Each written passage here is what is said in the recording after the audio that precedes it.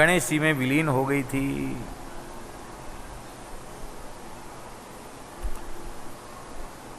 अब तो हाहाकार मच गया। भगवती जगदम्बा पार्वती रुष्ट हो गई, मेरे पुत्र को शिव जी ने मार दिया और इतने लोगों ने अकेले मिलकर उसको मारा, अन्यायपूर्वक मारा।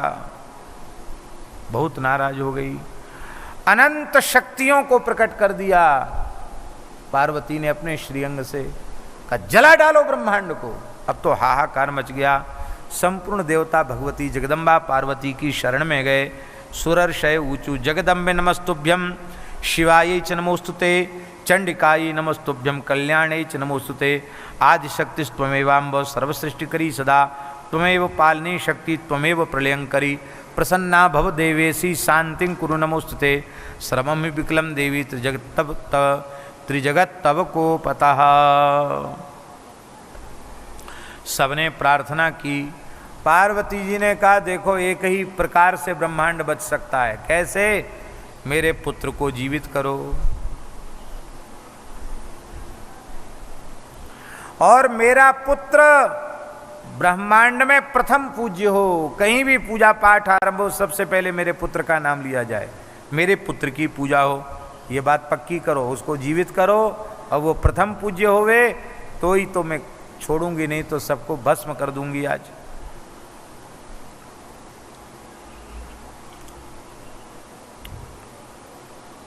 कहते हैं कि भगवान शिव ने आज्ञा दिया और शिव जी के गण उत्तर दिशा की ओर चल पड़े। एक दांत वाला हाथी मिला, प्रथमम मिलितस्तत्र हस्ती चाप्य एक दंत का। बोले उत्तर दिशा की ओर चले जाओ, सबसे पहले जो प्राणी मिले उसका मस्तक ले आना। सबसे पहले एक दंत हाथी मिला, सिंदूर के समान वो हाथी था वर्ण का, उसका मस्तक काट करके ले आए। और जैसे ही भगवान शिव ने उनके मस्तक को धड़ पर रखा, उसी समय सभी देवताओं ने प्रेम पूर्वक देखा। भगवान शिव ने कृपा भरी दृष्टि से देखा और श्री गणेश जी ऐसे उठ के बैठ गए जैसे कोई सोया हुआ व्यक्ति जागकर उठकर बैठ जाता है। अब तो गजमुख हो गए। बोलो गजमुख गणेश भगवान की जय। बड़ा सुंदर उनका मुखारविंद था। पार्वती जी बड़ी प्रसन्न हो गई। उन्होंने कहा बेटा बहुत देर से लड़ रहे हो, थोड़ा दूध पी लो, थक गए होगे। माता जी ने प्रेम से दूध पिलाकर और पुष्ट कर दिया। और महाराज जी पार्वती जी ने गणेश जी को वरदान दिया, विविध विविध प्रकार के अलंकार धारण कराए और कहा कि तुमने हमारी कीर्ति को बढ़ाया। सबको पता चल गया कि सब गण एक तरफ, सब देवता एक तरफ, गणेश जी माता जी का पुत्र गणेश एक तरफ। माता जी के पेटेंट व्यक्ति हैं गणेश जी महाराज। बोले अब तो तुमने हमारी गरिमा को खूब बढ़ाया है, हम अत्यंत प्रसन्न हैं। गणेशो विघ्नहर्ता ही सर्वकर्म फलप्रदा सर्व काम फलप्रदा। गणेश जी विघ्नों के नाशक होंगे, संपूर्ण कामनाओं को पूर्ण करने वाले होंगे। बोलो गणेश भगवान की जय। अब तो महाराज जी शिवजी ने भी प्रसन्न होकर के कहा कि हे गिरिजानंदन गणेश, वस्तुतः तुम्हारे जैसा तो कोई आज तक हुआ न होगा। तुमने तो हमको भी एक बार तो दांत खट्टे कर दिए युद्ध में, सबको तुमने परास्त ही कर दिया। अब हम आशीर्वाद देते हैं जो तुम्हारा नाम लेंगे उनको कभी विघ्न सताएगा नहीं और तुम हमारे संपूर्ण गणों के मुखिया हो जाओ। तुम्हारा नाम गणेश होगा, गणों के ईश, गणों के स्वामी, सब तुम्हारे नीचे रहेंगे। तुम सबसे ऊंचे हो, सबसे बड़े हो, माता जी के तो हो ही हो। चतुर्थ्याम त्वं समुत्पन्नो भाद्रे मासि गणेश्वरः गणेश्वर असिते च तदा पक्षे चंद्रस्योदयने शुभे। भादों के महीना में कृष्ण पक्ष की चतुर्थी तिथि को चंद्रोदय काल में तुम उत्पन्न हुए हो, इसलिए यह तुम्हारा उत्तम व्रत का दिन होगा। भादों के कृष्ण पक्ष की चतुर्थी तिथि, इस तिथि से व्रत आरंभ करके पूरे वर्ष पर्यंत व्रत करना चाहिए। दोनों चतुर्थियों को व्रत करना चाहिए और इस प्रकार से 1 वर्ष पूर्ण होने पर फिर व्रत का उद्यापन करना चाहिए। इससे संपूर्ण अभीष्टों की पूर्ति हो जाती है। धातु से गणेश जी की प्रतिमा का निर्माण कर, सोने से, चांदी से, पीतल से निर्माण करना चाहिए। और रत्नों में मूंगा से गणेश जी का निर्माण करना बड़ा श्रेष्ठ माना गया। मूंगे के गणपति, मूंगा से गणेश जी को प्रकट करना चाहिए। तीसरा बताया श्वेतार्क गणपति, सफेद आंकड़े की जड़ से पुष्य नक्षत्र में रवि पुष्य या गुरु पुष्य योग में मूर्ति का निर्माण करना चाहिए आंकड़े से गणेश जी। और चौथी बात है मिट्टी की मूर्ति गणेश जी की, जो अभी गणपति स्थापन आने वाला है, गणेशोत्सव आने वाला है, पूरे देश में गणेश जी की स्थापना लोग करेंगे, करना भी चाहिए। 10 दिन का उत्सव मनावेंगे। हमारी प्रार्थना है कि इस बार गणेश भगवान की प्रतिमा शास्त्रीय विधि से स्थापित करें। भारतीय वेद लक्षणा गायों का गोबर और किसी पवित्र तीर्थ की गंगा यमुना आदि की पवित्र मिट्टी, उस मिट्टी से मिला करके गणेश जी के विग्रह का निर्माण करें। और प्राकृतिक, बिना केमिकल वाले प्राकृतिक जो रंग हैं, उन रंगों से उनके श्रीअंग का श्रृंगार करें। सिंथेटिक वस्तु का प्रयोग न करें, जिससे प्रदूषण भी नहीं होगा। और शास्त्रीय विधि से अर्चन करके गणेश जी का उत्सव मनावें, यही करना चाहिए। कौन सी दुर्वा चढ़ाना चाहिए गणेश जी को? 12 अंगुल लंबी दुर्वा चढ़ानी चाहिए, बिना जड़ के हो, कोई सूखी पत्ती उसमें न हो। 12 अंगुल की दुर्वा उत्तम मानी गई है। 3 गांठें उसमें होनी चाहिए, मूल रहित होना चाहिए। और ऐसी कम से कम 21 दुर्वा गणेश जी को चढ़ानी चाहिए। और ज़्यादा तो 1000 लाख जितना चाहो उतना चढ़ा दो। और दुर्वा चढ़ाते समय स्वाभिमुख चढ़ाना चाहिए। जैसे गणेश जी ये विराजमान हैं, तो दुर्वा ऐसे चढ़ानी चाहिए, उसका जो अग्रभाग है दुर्वा चढ़ाने वाले की ओर उसका मुख होना चाहिए, ये विधि है। इस प्रकार से दुर्वा चढ़ाना चाहिए गणेश जी को।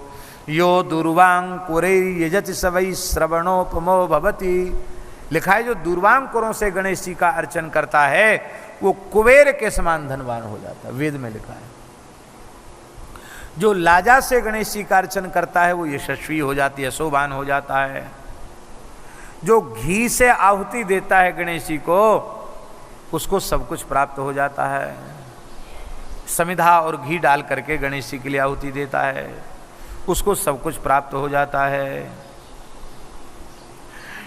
यो मोदक सहस्रेण यजति सवांछित फलम वाप्नोति, जो 1000 लड्डू गणेश जी को चढ़ाता है वो तो महाराज सब काम उसके पूरे हो जाते हैं। 1000 लड्डू चढ़ाने की बड़ी महिमा है। लेकिन अब लोग बड़े चतुर हो गए हैं। जब 1000 ज़्यादा संख्या में लड्डुआ चढ़ाने की बात होती है ना, तो लड्डू का आकार भी बहुत छोटा कर देते हैं, इतना छोटा छोटा। वो कांच की गोली खेलने वाले होते हैं कचंटा, ऐसी छोटा छोटा लड्डुआ बनाते हैं। भैया देवताओं के साथ ठगी मत करो। लड्डुआ जैसा होता वैसा लड्डुआ बनाना चाहिए। वैसे ही लड्डुआ की आकार प्रकार थोड़ा कम हो गया। हमने देखा वृंदावन में पंगतों में, भंडारों में, संतों के यहाँ। अब हमारे देखते देखते बाबा बदल गया। 4 लड्डुआ पत्तल पे आ गए, ये बड़े बड़े बूंदी के लड्डुआ। तो फिर हिम्मत वाली होता था जो और लेता था। अब बूंदी के लड्डुआ भी इतने छोटे हो गए, बूंदी के लड्डू।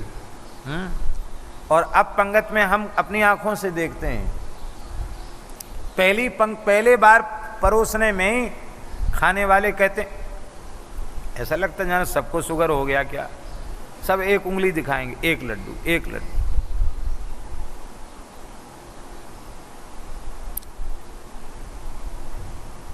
इतने बड़े बड़े लड्डू होते थे, इतने बड़े बड़े लड्डू।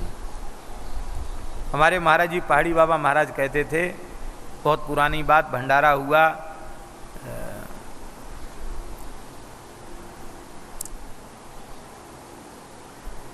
काठिया बाबा के यहाँ, पुराने काठिया में। तो महाराज जी कहते थे कि 18 लड्डू तो हमने खाए, इतने बड़े बड़े। कितने लड्डू? 18। अब योगाभ्यास करते थे महाराज जी, 18 लड़ुआ खा तो गए, अब सब नसें वसें फूल गई। बोले इसके बाद फिर हमने संकल्प लिया कि आज के बाद भंडारा नहीं खाना, तो तब से नहीं खाया। और जब पूरी पंगत हो जाती ना, तो पूरी पंगत के बाद, अब तो रुपया चलता नहीं कहते थे 4 आना लड्डू, फिर 8 आना लड्डू, फिर बोले रुपया लड्डू। 1 रुपया बहुत कीमत होती थी। अब शायद कोई 100 रुपया लड्डू बोले तो खाने वाला शायद फिर भी विचार करे कि हाँ अब महापूरन के बाद भी 2-4 तो खा लेना चाहिए। और शायद अब लोगों की शक्ति ही नहीं रही ज़्यादा खाने की। भोज्य भोजन शक्तिश्च नाल्पस्य तपस्य फलम। भोज्य पदार्थ खूब उपलब्ध हो और खाने की शक्ति भी हो, ये कम तपस्या का परिणाम नहीं है। ये खूब तपस्या जो करते हैं उनको ये शक्ति मिलती है। बोलो भक्तवत्सल भगवान की। लड्डू अर्पित करना चाहिए। नासिक कुंभ में पूज्य श्री रमण रेती वाले महाराज जी ने गणेश जी को 1.25 लाख लडुआ से अर्चन किया था। 1.25 लाख मोदक का अर्चन, वो तो प्राय हर वर्ष करते हैं और फिर खूब प्रसाद डट के बांटते हैं। तो ऐसे है, अर्चन से बड़ी महिमा है। गणेश जी का इस तिथि को अवश्य अर्चन करना चाहिए। जो चतुर्थी का व्रत करके गणेश जी का स्मरण करता है, चतुर्थ्याम अनसनन जपति स विद्यावान भवति, लिखा है। चतुर्थी व्रत करके कुछ खाए पिए नहीं पूरे दिन, गणपति थरुशीष का पाठ करे, वो प्रकांड विद्वान हो जाता है। बोलो गणेश भगवान की जय।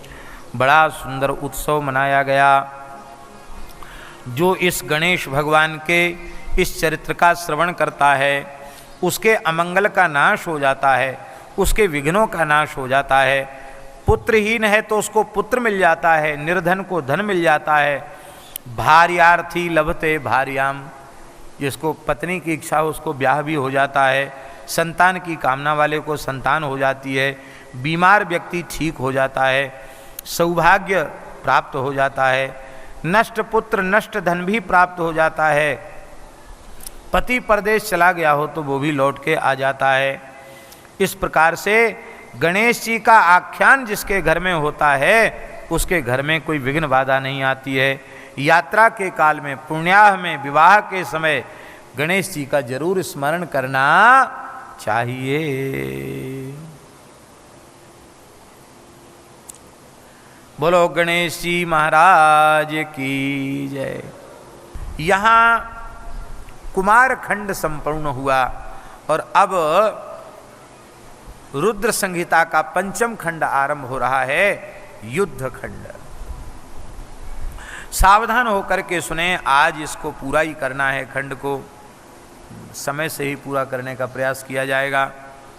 तारकासुर के पुत्र तारकाक्ष, विद्युन्माली, कमलाक्ष, ये सब तपस्या करने लगे और इन्होंने ब्रह्मा जी से वर प्राप्त कर लिया।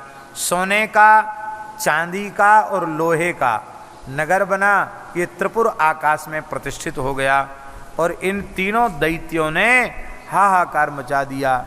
तीनों लोकों में सब घबरा गए। देवता अपने स्वर्ग को छोड़ करके भाग गए। तब संपूर्ण देवता मिलकर के भगवान शिव के पास पहुँचे। प्रभु कृपा करके त्रिपुर के कष्ट से हमारी रक्षा कीजिए। भगवान शंकर की स्तुति किया। नमो वेद स्वरूपाय वेद वक्त्रे नमो नमः सदाचाराध्वगम्याय सदाचाराध्वगामिने इत्यादि प्रकार से स्तुति किया है। शंकर जी ने कहा कोई चिंता की बात नहीं है, हम तुम सबके संकट को दूर करेंगे। और भूत समुदाय को यज्ञ कुंड से प्रकट किया है। त्रिपुर के भय से भूत पलायित हो गए हैं। और इसके बाद भगवान शिव ने कहा कोई चिंता मत करो, रथ का निर्माण करो। एक दिव्य रथ का निर्माण किया गया है। भगवान शिव वहाँ बैठे हैं, उस रथ में बैठे हैं और बैठ करके और भगवान ने विचार किया है कि त्रिपुर का हम वध करें। यहाँ एक कथा और है। कथाओं के प्रयोजन तो यही हुआ करते हैं कि इनसे व्यक्ति को धर्म और सदाचार की शिक्षा मिले और उसके संस्कार दृढ़ होवें, इसलिए कथाओं का प्रयोजन यही है। बहुत दीर्घ काल तक युद्ध करने पर भी देवता लोग त्रिपुर पर विजय प्राप्त नहीं कर पा रहे थे। कारण क्या था? कारण यही था कि वे दैत्य होते हुए भी त्रिपुर वर्णाश्रम का पालन ऊपर कर रहे थे।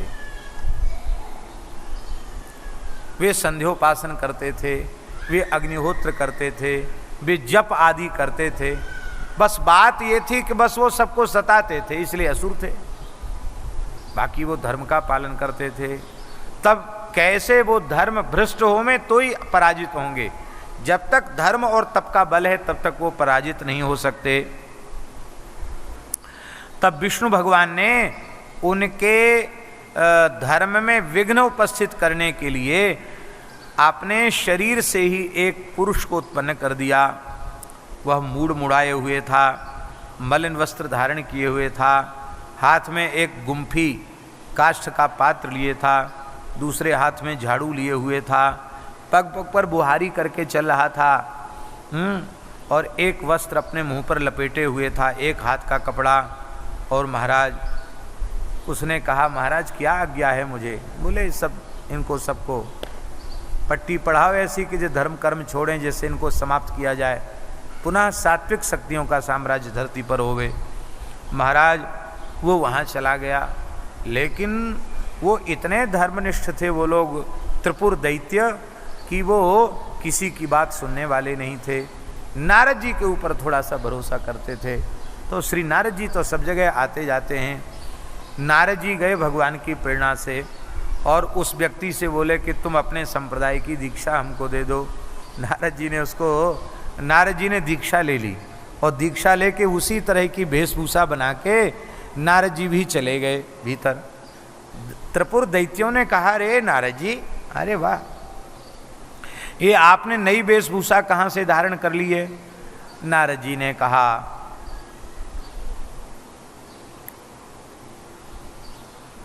यही सार है धर्म का। आज मुझे वास्तविक धर्म का रहस्य पता चला है।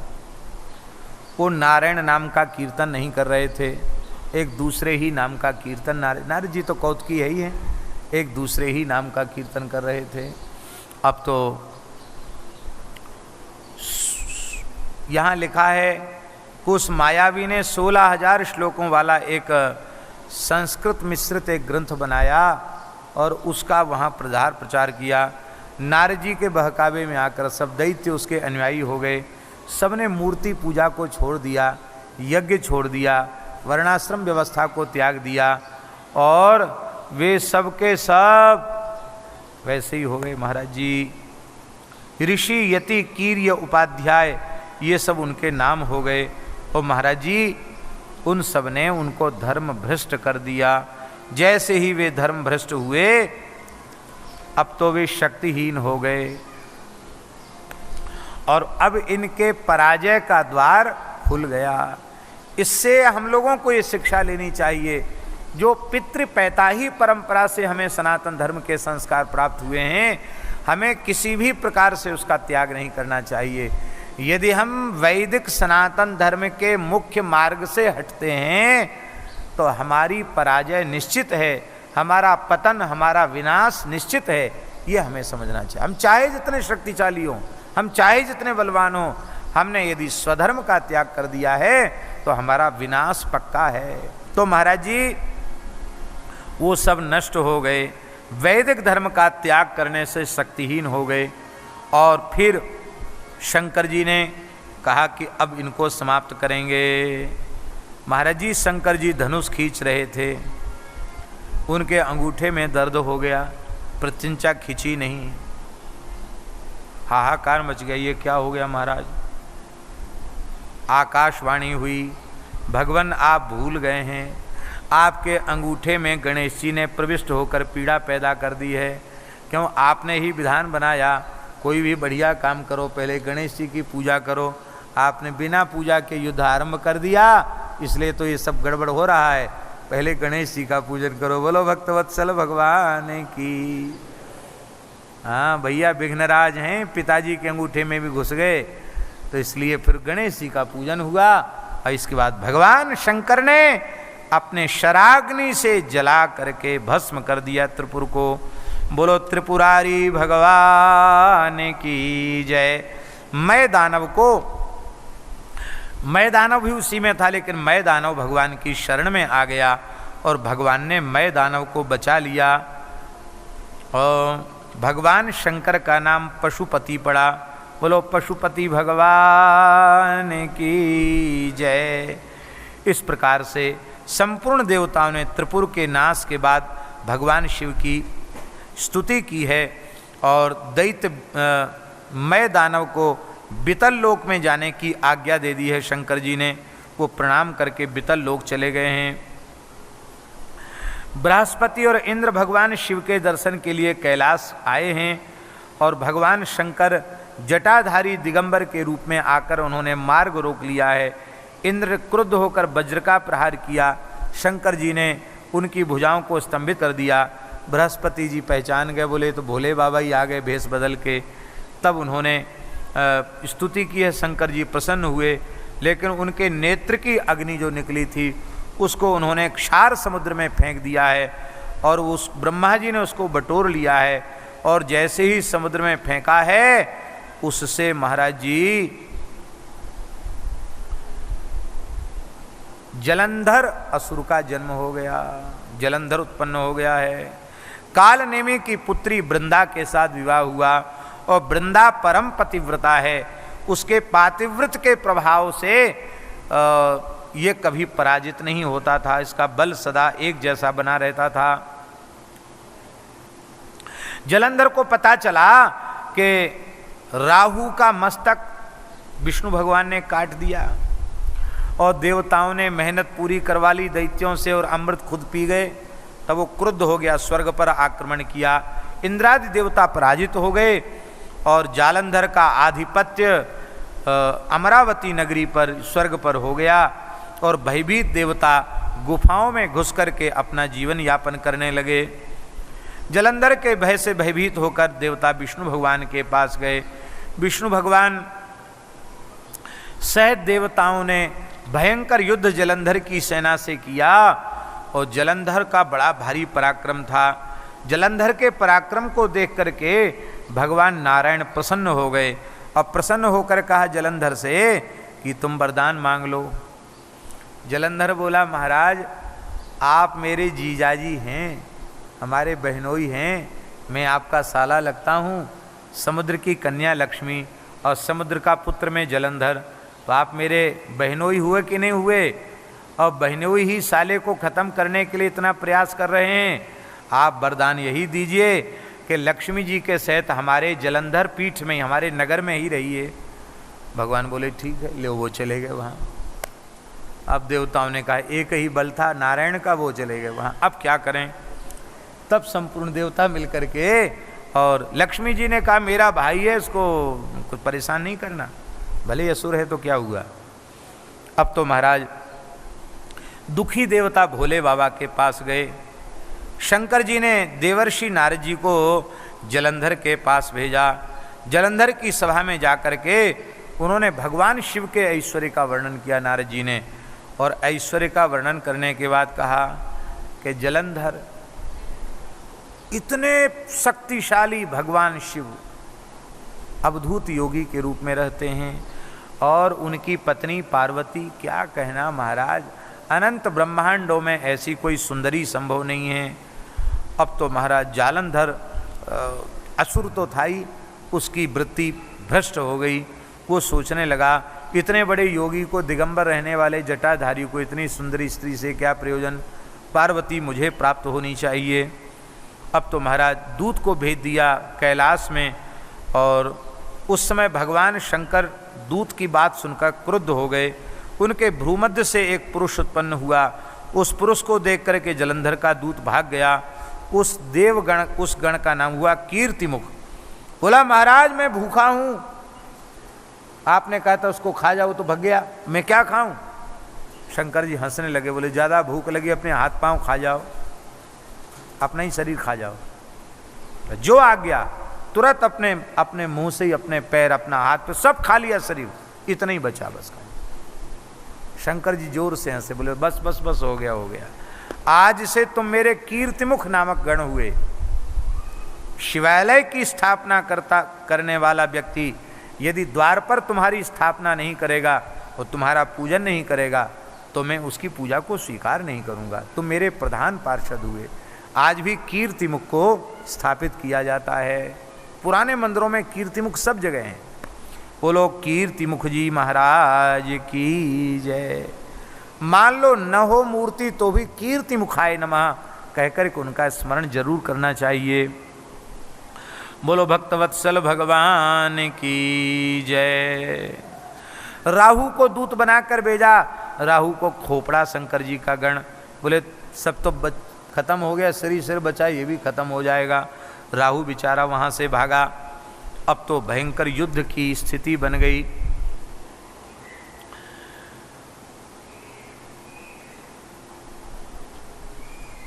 भगवान शिव युद्ध करने पधारे। भयंकर युद्ध होने लग गया।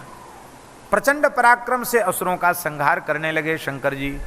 लेकिन वो जीवित हो के फिर से महाराज आ जाते लड़ने के लिए।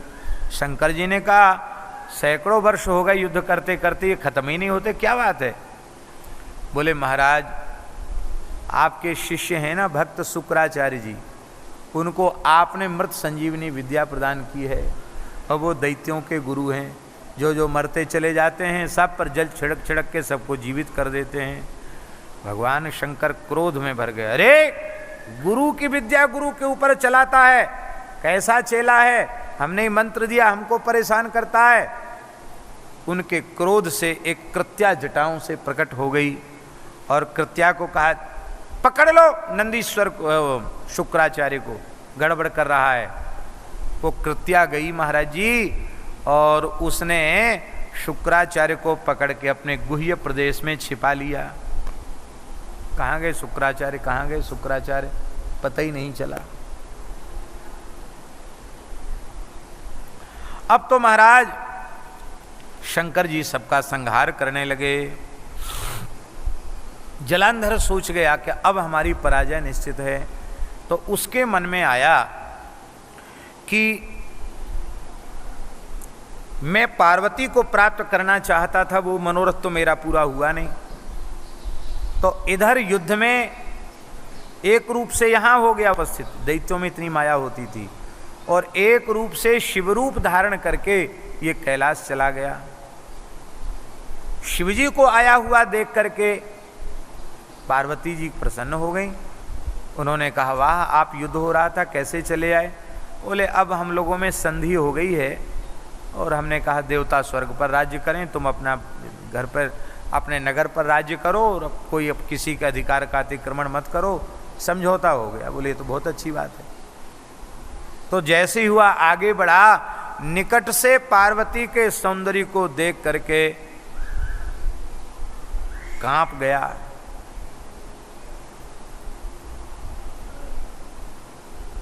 स्खलित हो गया। अब तो महाराज पार्वती जी समझ गई। तत्काल पार्वती सखियों के सहित अंतर्धान हो गई।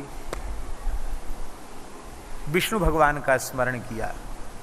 विष्णु भगवान ने कहा कि इस दुष्ट ने स्वयं ही अपने विनाश का मार्ग बता दिया है। ये पतिव्रता का पातिव्रत ही इसका कवच बना हुआ है, पर ये स्वयं एक पतिव्रता को नष्ट करने के लिए गया। तो जो जिसके लिए गड्ढा खोदता है उसी गड्ढे में स्वयं गिरता है। अब मैं पार्वती तुम्हारी पीड़ा को देख नहीं सकता, मैं जाऊंगा। ओ महाराज वृंदा बहुत घबराई हुई थी, अपने पति का चिंतन कर रही थी। भगवान एक अवधूत योगी के रूप में पहुंच गए, साधु बाबा के रूप में पहुंच गए और 2 बंदर उनके पास थे। माया से उन्होंने 2 भयंकर राक्षस प्रकट कर लिए। उन राक्षसों को देख करके वृंदा भयभीत हो गई। तब आपने अपनी शक्ति से 2 बंदर प्रकट किए, समाप्त कर दो, खदेड़ दो ने राक्षसों को। खदेड़ दिया राक्षसों को। वृंदा का विश्वास हो गया, बड़े ऊंचे महात्मा हैं। बोले तुम्हारी जैसी पतिव्रता जहाँ हो वहाँ कहाँ भोले बाबा चले आवे, चाहे कोई चले आवे, कहाँ विनाश हो सकता है। देवी तुम धन्य हो, धन्य हो, धन्य हो। लेकिन महाराज युद्ध तो भयंकर है, शिव जी का पराक्रम भी अद्भुत है। तो भगवान आप त्रिकालदर्शी हैं, मेरे पति का समाचार दीजिए। उन्होंने तुरंत बंदरों से कहा जाओ पता लगा के आओ क्या हो रहा है। वो दोनों बंदर अंतर्धान हो गए। थोड़ी देर में जलंधर के पैर कटे हुए, हाथ कटे हुए, मस्तक कटा हुआ वहाँ गिरा। देख करके वृंदा रोने लगी, हाय हाय मेरे पातिव्रत में खोट आ गया। ये सब भगवान की माया ही थी, असलियत में कुछ नहीं था। बोले बाबा जी आप तो बड़े सिद्ध हो, आप कृपा करो। बोले वैसे तो मैंने ये काम बंद कर दिया है, लेकिन अब भक्तों के अधीन तो संतों को भी रहना पड़ता है, तो हम प्रयोग करते हैं। कमंडल से जल छिड़का और तुरंत जलंधर जीवित हो गया और योगी बाबा अंतर्धान हो गए। वो मृत जलंधर नहीं था, भगवान ही एक रूप से इस रूप में प्रकट हुए थे। अब तो अपने पति को जीवित मान करके बड़ी प्रसन्न हुई और उनके साथ वह विहार करने लगी। लेकिन जैसे ही उसको पता चला कि ये मेरे पतिदेव नहीं हैं, क्योंकि इनके शरीर की दिव्य सुगंध, इनके शरीर का स्पर्श और मेरे पति के शरीर के स्पर्श में तो अंतर है, अब समझ में आ गया। अब तो उसने जैसे ही अपनी दृष्टि से देखा तो चतुर्भुज विष्णु दिखाई पड़े।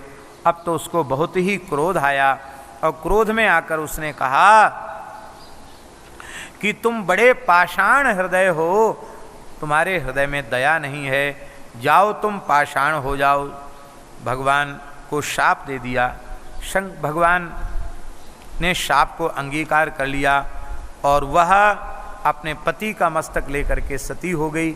और जब सती हो गई वृंदा, तो उसकी राख जो थी, उसकी राख में भगवान लौटने लगे। भगवान कितना आदर करते हैं जिस जीव को अंगीकार कर लेते हैं। इस बात को बहुत अच्छी प्रकार से समझने की आवश्यकता है। वृंदा का जो पातिव्रत था वह इतना उच्च कोटि का था कि उसका फल ही परमात्मा की प्राप्ति था, इसलिए न चाहते हुए भी वृंदा को भगवान मिल गए। बात ये थी। और भगवान ने पातिव्रत नष्ट नहीं किया। एक अधर्मी के प्राण रक्षा का कवच धर्म बन रहा था। जो धर्म अधर्म की रक्षा का कवच बने, उस धर्म को भी नष्ट कर देना चाहिए, ये श्रुति का निर्देश है। इसलिए भगवान ने ऐसा किया। भगवान ने कोई दोष युक्त काम नहीं किया, भगवान ने उसे अपना लिया और जलंधर को तो भगवान शिव के लोक की प्राप्ति हुई। तब भगवान के उस विरह को दूर करने के लिए संपूर्ण देवता वहाँ निकट आए हैं और निकट आकर के फिर अमृत से उस भस्म का सिंचन किया है। और अमृत का भस्म से सिंचन जैसे ही किया, महाराज जी बोलो भक्तवत्सल भगवान की जय। अमृत से उसका सिंचन किया है और सिंचन करने से उस भस्म से देवियों ने सिंचन किया है और उस भस्म से आंवला उत्पन्न हुआ है, धात्री मालती लता उत्पन्न हुई है और तुलसी उत्पन्न हुई है। बोलो भक्तवत्सल भगवान की जय। जय जय श्री राधे। इस प्रकार से